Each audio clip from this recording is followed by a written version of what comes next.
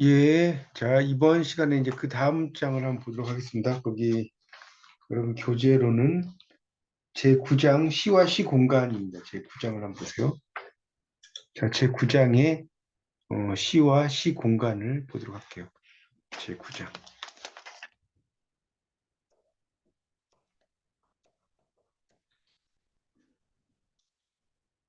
자, 제9장이 시와 시 공간이죠. 그래서 이제 이 제9장에서는 이제 시의 어떤 공간, 시 공간이라는 게 이제 그 시간과 공간을 의미하는 거죠. 시의 공간이기도 하지만 시간과 공간, 이걸 이제 시공간이라는 거죠. 그러니까 결국 시간과 공간이라는 것은 분리된 게 아니라 하나의 구조로 본다. 그 밑에 나오죠. 그 아인슈타인이 시간과 공간을 분리된 것이 아닌 시공이라는 하나의 구조로 보아야 한다. 우리가 시공을 초월한다. 이런 말 쓰지 않습니까? 그걸 이야기하는 거예요. 그래서 그 감각의 한계 때문에 지구가 평평하다고 생각하듯이 현재가 지금 일어나고 있는 모든 사건들의 모음이다. 이렇게 이제 이야기를 할 수 있죠. 그다음에 뉴턴, 그 만유인력의 법칙을 발견한 뉴턴도 진짜 시간 t를 측정할 수는 없지만 존재한다고 가정하면 뭐 자연을 이해하고 기술하는데 효과가 있다. 시간과 공간에 대한 인식이 이제 있어야 된다. 뭐 그런 이야기를 써놓은 겁니다. 결국 이제 시공간이라고 하는 거, 시공간이라는 것 자체가 뭐냐면 그런 기억을 하는 거죠. 그 어떤 상황에 대해서. 자, 155쪽 보세요. 155쪽 보면 우리가 어떤 시점에서의 시공간을 인식한다고 여기게 되는 것은 우리의 의식이 우리의 신체와의 경험적 관계 속에서 형성되기 때문이다. 이렇게 나왔죠? 그렇죠. 그래서 이제 신체와의 경험적 관계를 통해서 우리의 의식을 형성을 하게 되는 겁니다. 신체와의 그런 경험적 관계 속에서 우리의 의식을 형성해. 155쪽을 보고 있습니다, 지금. 그런 이야기를 써놓은 거죠. 시간과 공간에 대한 인식, 이런 것들이 상당히 중요하다는 거. 그러니까 그것은 뭐다? 기억이다. 기억이라는 게 상당히 중요하다. 자, 155쪽의 인용문의 바로 밑에 기억의 작용, 이런 말이 있을 거예요. 그래서 이제 기억을 통해서 그 과거의 어떤 생각들을 떠올리는 거죠, 쉽게 말하면. 그런 내용으로 이해하시면 됩니다. 넘겨보세요. 156쪽.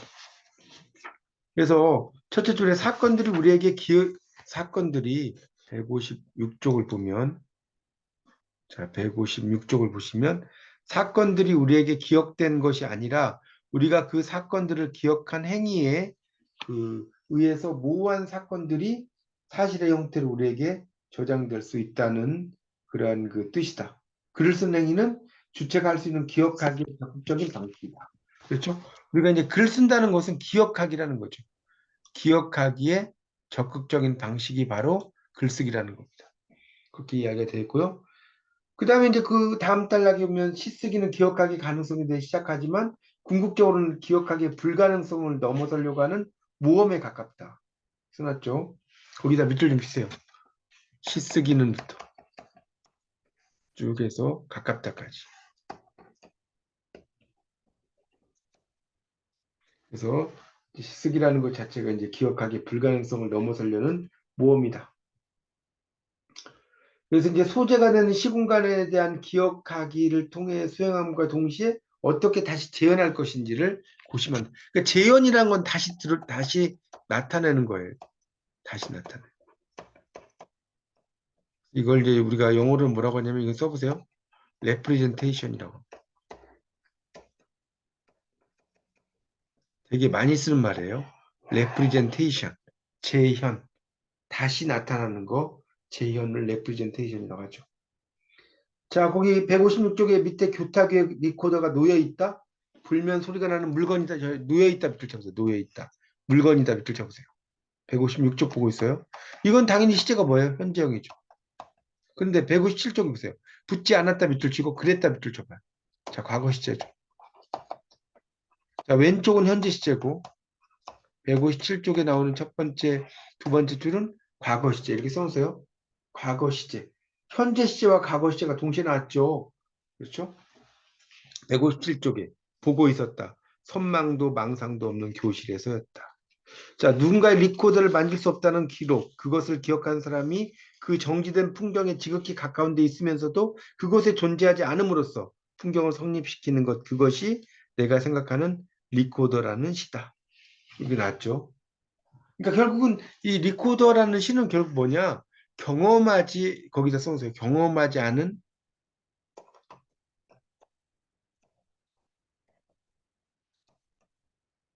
사실에 대한 실습이다. 이렇게 이야기할 수 있다는 거예요. 경험한 게 아니라 경험하지 않은 사실에 대한 실습이라고 할 수 있어요. 그래서 이제 거기 157쪽에 그 황인찬 교실 미숙 바로 위에 두 줄 비출세 신은부터 것이다까지. 신은부터 것이다까지. 그러니까 신은 기억이나 경험을 쓰는 게 아니고 신은 기억이나 경험을 초과하거나 좀처럼 거기에 미치지 못하는 것이다. 그래서 이제 그 밑에 보세요. 황인찬 교실 미숙 황인찬 레코더라는 시와 시 레코더에 그 관한 시 산문이다. 이렇게 나왔죠. 그 위에 있는 거는 황희찬 레코더 시예요. 근데 그 밑에 있는 것은 산문, 수필 같은 거라는 거죠. 그렇게 이해하시면 됩니다. 그래서 그 지금 나를 둘러싸고 있는 시공간이나 아니라 과거의 한 시기, 내가 있었던 시공간을 기억해서 시에서 재현하는 방법에 대해서 이렇게 이야기하고 있다는 겁니다. 넘겨보세요. 158쪽. 158쪽입니다. 결국 이제 시라고 하는 것은 뭐냐? 다시 한번 이야기하자면 과거의 시공간을 기억하여 시에서 다시 재현하기. 이렇게 이야기할 수 있다는 거죠. 과거의 시공간을 기억해서 시에서 다시 재현하기다. 그래서 시공간에서 느꼈을 자 158쪽입니다. 두 번째 줄. 그런 그 기분과 감정, 감각과 상태가 어떠했는지를 다시 복기한다는 거예요. 복기를 통해서 직접 경험했다고 생각되는 시공간의 요소를 가져온다는 거예요. 그러니까 당연히 여러분 그래서 메모나 기록, 일기가 도움이 되는 거예요. 위에서 다섯째 줄에 밑줄 세요. 메모나 기록 일기. 이건 여러분 어렸을 때 여러분 그 뭡니까? 일기 써본 거 기억나십니까? 그걸 지금 다시 한번 봐보세요. 새록새록 기억이 떠오를 거예요. 일기. 기록도 마찬가지죠. 메모도 마찬가지죠. 그걸 통해서 옛날을 떠올리는 거죠.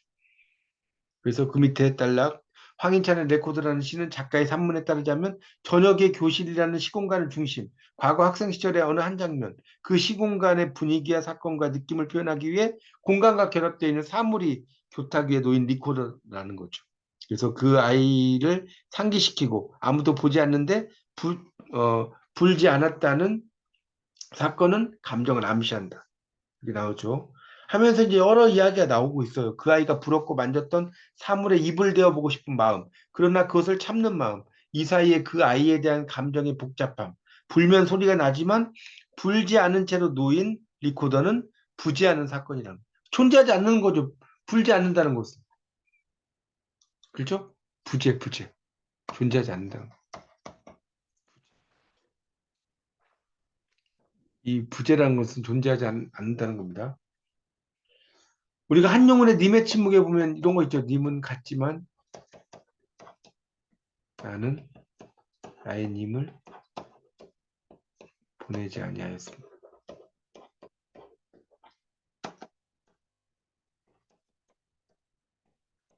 자, 이게 바로 뭐냐? 부재 속의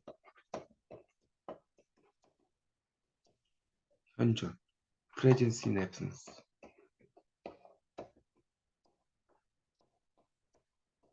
이거죠. 하이데거의 말처럼. 그러니까 부재하지만 그 부재 속에서 뭔가를 나타내려고 하는 거죠. 그러니까 이것도 마찬가지로 이 황인찬의 레코드라는 것 자체가 그런 그 부재하는 사건 속에서 뭔가를 떠올리려고 하는 뭐 그런 내용을 써놨다는 겁니다. 자, 158쪽의 마지막 단락을 보세요. 그래서 이 리코더는 리코더의 화자인 나의 기억 속에 존재한 사물로 시공간과 그 결합되어 있다. 시공간은 시간과 공간이라고 써놓으세요. 그래서 그런 걸 통해서 이제 나타내고 제일 마지막 줄 리코더는 리코더를 만질 수 없다는 나의 기록, 아이의 없음을 증명하는 사물이다라고 나왔죠. 그래서 이제 그런 거를 리코더라고 쓴 겁니다. 그러니까 리코더란 말 자체가 녹음한다는 뜻이잖아. 리코더. 녹음기잖아요. 이해를 뒀으니까. 그런 내용이죠. 159쪽입니다. 그래서 이제 리코더에 대한 이야기가 쭉 나오고요. 뭐 읽어보시고 다음 단락 C는 사실 리코더에 관한 기록이 자신의 실제 기억에 의한 것이 아님을 산문을 통해 고백한다. 여기에 나타나는 교실의 풍경은 자신이 겪은 교실의 풍경이라기보다는 영화나 애니메이션, 만화 등에 재현되는 교실의 이미지를 다시 재현하는 것이다. 여기 나왔죠. 거기다 밑줄 좀 치세요. 159쪽에 두 번째 단락에 그 둘째 줄 여기 나타나는 부터 재현한 것이라는 것이다까지 그런 것을 이야기해서 재구성했다는 거죠. 음. 그러니까 결국은 이 그 리코더라는 작품은 그 공간을 보고 있는 누군가 이게 상당히 중요하다는 거죠. 그런 누군가의 눈과 귀, 또 현재의 시선에 의한 보기와 쓰기라는 또 하나의 사건성. 거기 그 뭡니까? 그 159쪽의 두 번째 줄 보세요. 두 번째 줄. 두 번째 줄을 보면 거기 끝에 밑줄 치세요. 레코드라는 단어가 선택되었을 때 그 공간을 보고 있는 누군가의 눈과 귀, 현재 시선에 의한 보기와 시쓰기라는 또 하나의 사건성이 개입한다까지. 이게 중요하죠. 사건성. 그 공간을 보고 있는 누군가의 눈과 귀, 현재의 시선에 의한 보기, 쓰기 이런 것이 개입돼요. 자 넘기세요. 160조. 자 시공간의 적층과 교차라고 나왔는데 이 적층이라는 건 쌓이는 거예요. 쌓이는 거. 적층. 여러분 적층하면 뭐 혹시 생각나는 줄 아세요? 적층.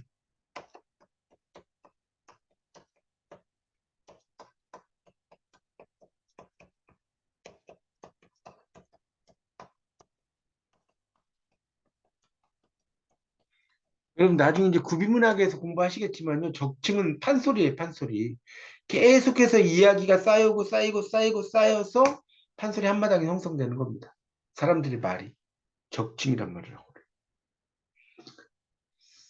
자, 그래서 이 시공간의 적층과 교차인데요. 그 경험했던 시공간을 시 속에서 재현하는 일은 정서를 이제 지금의 시공간으로 불러오는 역할을 한다는 거죠.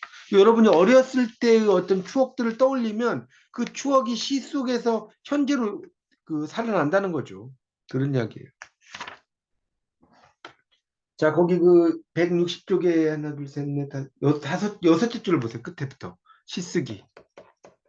시쓰기는부터 쭉 해가지고 것이다까지. 시쓰기는부터 것이다. 그러니까 시쓰기는 말할 수 없었거나 말하지 않았던 것을 말하게 해준다. 일상적이고 지시적인 언어로 말할 수 없는 것들을 시의 언어가 다른 말하기의 방식으로 말하게 하는 것이다. 맞죠? 그 시쓰기라고 하는 것 자체는 결국은 이제 자신이 과거의 추억이라든가 기억이라든가 이런 것들을 이제 시를 통해서 나타내면서 어떤 그 뭡니까? 내 감정이 이렇게 풀어지는 거라고 볼 수가 있겠죠. 그렇게 이해하시면 되겠습니다. 자, 그런 내용이 되어 있고요. 자, 뒤로 넘겨보세요. 162조. 162조. 하지연의 양양, 우주적인 안녕, 문학과 지성사 나오죠. 162쪽입니다.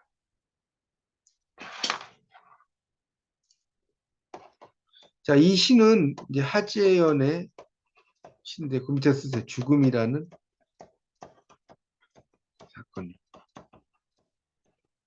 사건으로 표현하는 한 방법.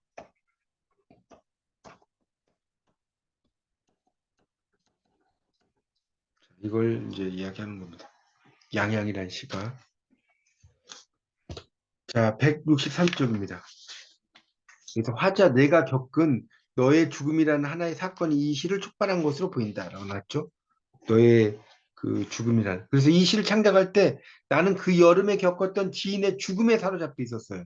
그러나 죽음이라는 충격적 경험에 사로잡힌 상태에서 시로 만들어내기가 쉽지 않죠. 그 경험이 강렬할 뿐 시간적 거리가 멀지 않았다. 그럼에도 지금의 마음을 기록해야 된다. 그래서 경험의 주체인 나의 실제 경험에 대해 이야기하면서도 그러한 감정이 과포화 상태에서 떨어져 나오게 하기 위해서 어떻게 해야 될 것인가. 그런 이야기를 써놨습니다. 그게. 그래서 이제 그런 나의 실제 경험에 대해서도 상당히 이야기하는 그런 내용이 나오는 것이 바로 이 작품이라고 볼 수가 있겠습니다. 자, 163쪽. 그래서 이 작품에서는 일상적인 경험이 시의 소재가 되는 일이 흔하다.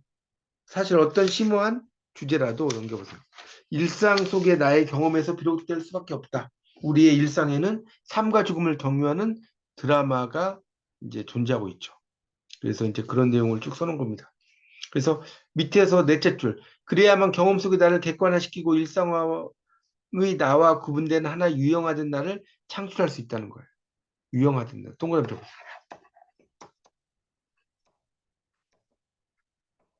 자, 그래서 이게 뭐예요? 다른 자,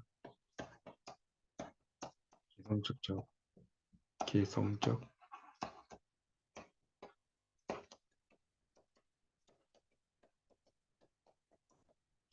같은 말입니다. 유형화된 나, 다른 자, 개성적 자, 창조적 자입니다. 그래서 이제 시공간 1, 너의 죽음, 사건 A. 시공간 2, 너와 유성을 봄, 사건 B, 사건 B. 시공간 3, 친구의 죽음, 사건 C, 프라임, 사건 C2 프라임. 이렇게 나왔죠. 그러니까 결국 밑에 보세요. 이 시를 촉발하는 것은 시공간 1에서 일어난 너의 죽음이란 경험이라는 거예요. 이 경험이 충격, 정서에서 거리감을 확보하고 주체인 나의 경험을 객관하기 위해서는 다른 시공간의 경험들이 여기에 이제 겹쳐지는 거예요. 2와 3의 시공간에서 경험한 일, 이런 걸 이야기한다는 겁니다. 자, 165쪽. 시공간 1, 시공간 A. 사람이 죽지 않으면 지구가 다 타버릴 텐데, 터져버릴 텐데. 그래도 사람이 죽지 않는다면 너도 죽지 않았을 텐데. A죠, 이게. 그런 이야기 나오고요. 그러니까 일종의 너의 죽음에 대한 이야기. 시공간 213. 처음 보는 별이 한 개 떨어졌다. 너의 죽음이고, 이제 친구의 죽음이죠. 그 밑에 보면 아이의 그네줄에 목을 매단 친구가 꿈에 나온다. 내 생일이 그의 장례식이라. 벽제에서 흰뼈가 되어 나온 날도 나의 생일이었고 올해의 내 생일도 그의 기일인데 다른 친구는 그가 참 나한테 너무한다고 농담을 했던 벽제의 8월. 이렇게 나오고 있습니다. 자, 166쪽으로 넘어가서요. 거기 이제 세 번째 단락에 보세요. 어떤 한 사람의 죽음은 처음 보는 별의 떨어짐처럼 개별적 사건성을 지닌다. 났죠. 이거는 좀 번호를 좀 매기세요. 1번. 어떤부터? 2번. 그것이부터. 3번. 양양은 이렇게 이해하시면 되겠습니다. 근데 그런 내용이 쭉 나오니까 읽어보시고요. 그러니까 결국 양양은 저 경험 속의 나를 객관화하고 표현하기 위한 방법이라는 거죠. 시공간 안에 여러 개의 시공간층을 쌓고 교차하는 방법이다. 이걸 이야기하는 거죠. 자, 새롭게 태어나는 시공간. 166쪽의 세 번째 줄. 우리의 현재에 대한 인식은 과거의 기억과 닿고 역사의 지층을 인식할 때 두꺼워진다. 현재의 두께가 우리가 경험하는 시공간의 깊이와 폭을 좌우한다라고 나오죠. 그래서 이제 결국 이제 시공간이라는 게 이제 그런 내용들을 쓰는데 과거의 어떤 경험을 그대로 쓸 수 있지만 그렇지 않을 수 있다는 거예요. 그런 것을 이야기를 하고 있습니다. 자, 그렇게 좀 정리를 좀 하시면 되겠고요.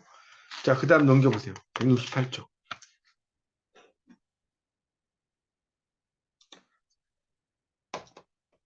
168쪽에 이제 체육 시간이죠. 체육 시간. 체육 시간이 가까우면 책복이 없어지고 나는 땀을 뻘뻘 흘린다. 옷이 젖었다. 나는 내가 두 개인 것처럼 무겁다. 하지만 책복이 없으니까 가장 가벼운 친구의 등 뒤에 잘 숨기로 하자. 아무것도 아닌 것처럼 준비 운동을 하자. 친구의 머리는 어지럽다. 친구의 신체는 내가 흘린 땀으로 엉망이 되고 나는 손과 발이 쓸모없어진다. 코피가 나지 않는다. 체육 시간이 계속해서 끝나가고 있다.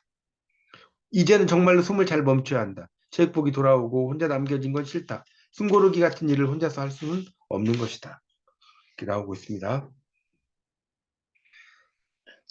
그래서 이제 그 제일 마지막 단락이 169쪽. 시인에게 체육복이라는 사물은 시인 스스로 이해할 수 없을 만큼 상습적인 상황과 곤혹을 불러일으킨 대상이다. 이런 이야기 나오고 있죠. 자, 그래서 이제 체육 시간이라고 하는, 여러분도 체육 시간에 기억이 나시죠?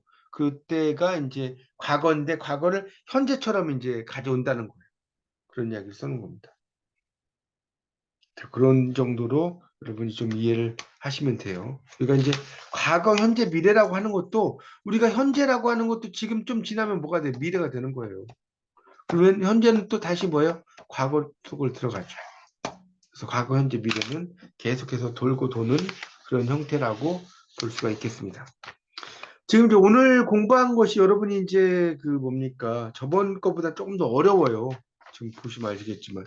그래서 첫 번째 시간에는 시와 이야기에 대한 이야기를 설명을 좀 드렸고요. 그 다음에 이제 오늘은 이제 그 시와 시공간, 시와 시공간 그런 이야기들을 또 설명하고 있습니다. 그러니까 시라는 것 자체가 하나의 시간과 공간을 드러내는 것이다 라는 것이고, 또 현대시에서 나타나는 게 뭐예요? 유년의 경험이죠. 자, 이건 좀 필기를 좀 할까요? 167쪽. 현대시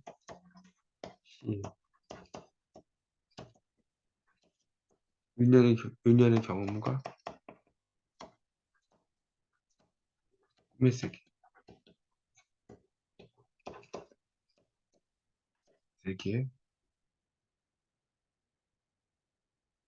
자, 이런 것을 이야기하고 있다.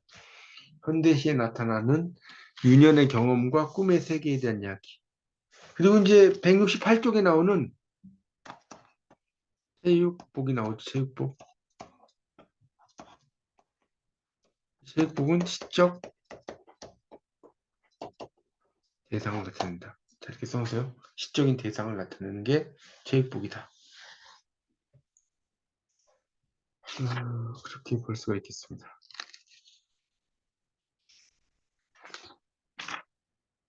자, 그런 정도로 이제 여러분이 이해하시면 되겠습니다. 그렇게 해서 이제 지금 오늘 2부의 내용을 끝냈어요. 여러분 이 책의 목차를 잠깐 한번 펴보실래요? 앞부분에. 책의 앞부분을 한번 펴보세요.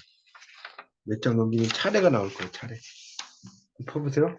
그래서 차례 첫 번째가 시의 고유함을 했고요. 그 다음에 언어와 착상, 시와 상상력, 그 다음에 구조와 형태, 그 다음에 태고와 재배치, 이건 저번 주에 했죠? 이미지, 비유를 설명을 드렸고요. 자, 오늘은 그 다음 페이지 넘기면 8장과 9장에 보면 8장은 시와 이야기, 9장은 시와 시간과 공간. 시공간이라는 것은 시간과 공간을 이야기하는 겁니다. 그래서 그 공간적인 의미가 많다. 예를 들어서 엄마의 누나야 강변 살자.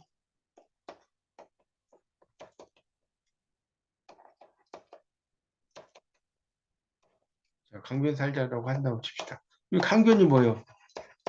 공간이라는 거. 강변이 공간이라는 거죠. 자, 그런 이야기까지 쭉 설명을 드렸습니다. 그래서 이제 다음 시간에는 이제 그 176쪽부터 나오는 내용이 있어요. 그 176쪽부터 나오는 내용을 좀 설명을 드리도록 하겠습니다.